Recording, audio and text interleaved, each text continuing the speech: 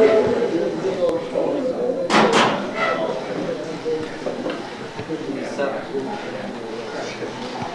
before we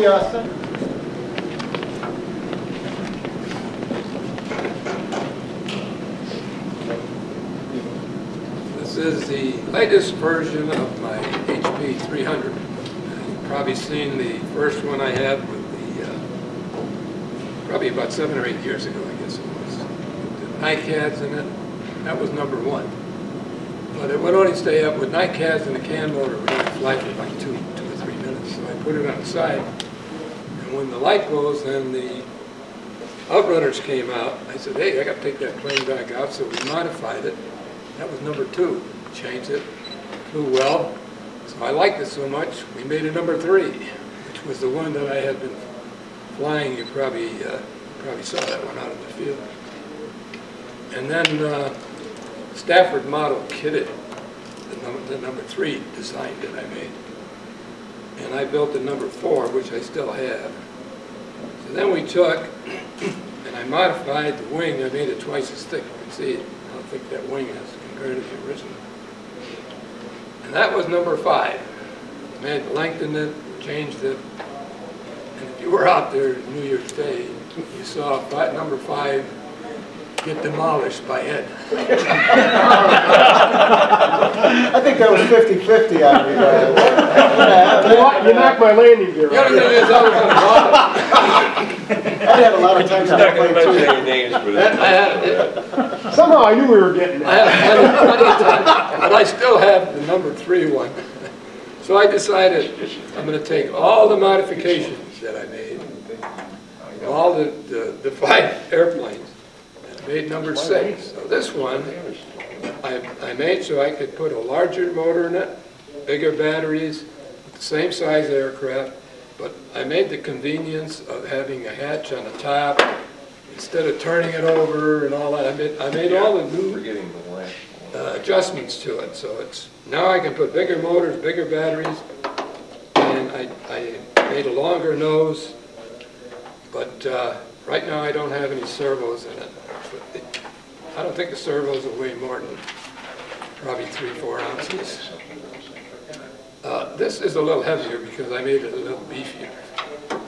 It's made for 4 cells, and what I've done is I've taken the back out of it, and I've got a voltage regulator in there. So now I can use a 3-cell, 4-cell, whatever I want, and it's a lot easier to put the batteries in there from the top.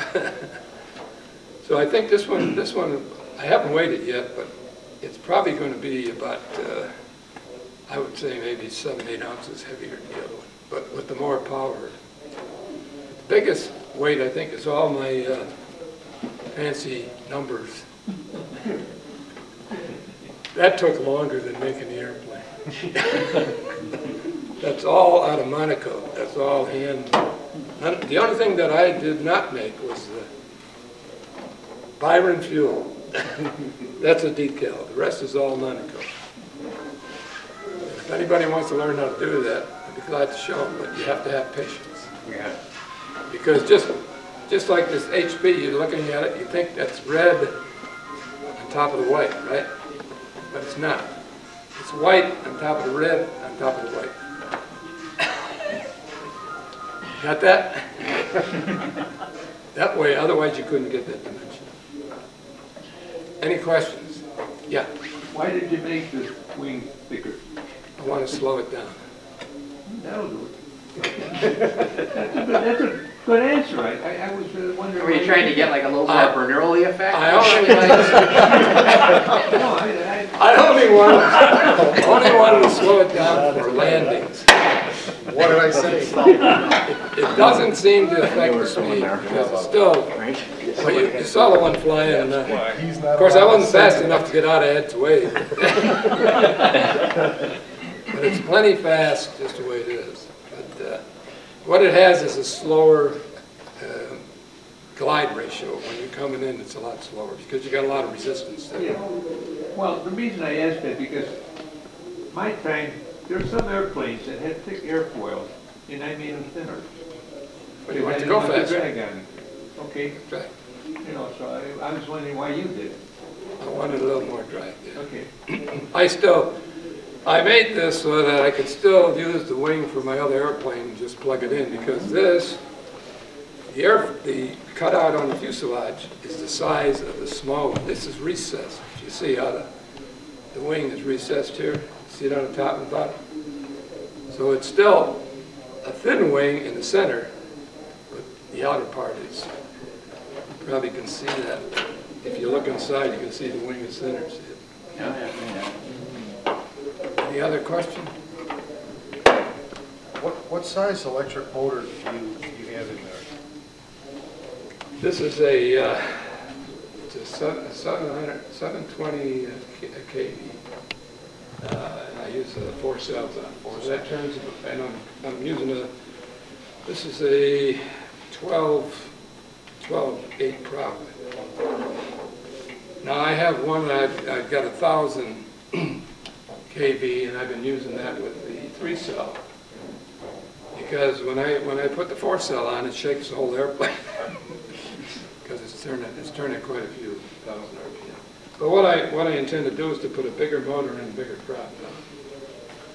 That's why I've got I eliminated the Beck unit, so that I can put any size battery around one in there.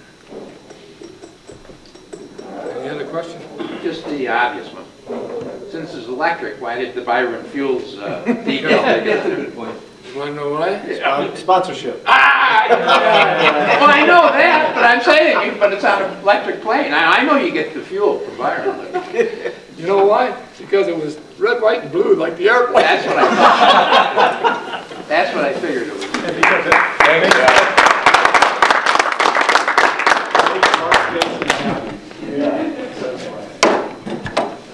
You notice there's electronics on it too. Yeah. Now, is that a company that makes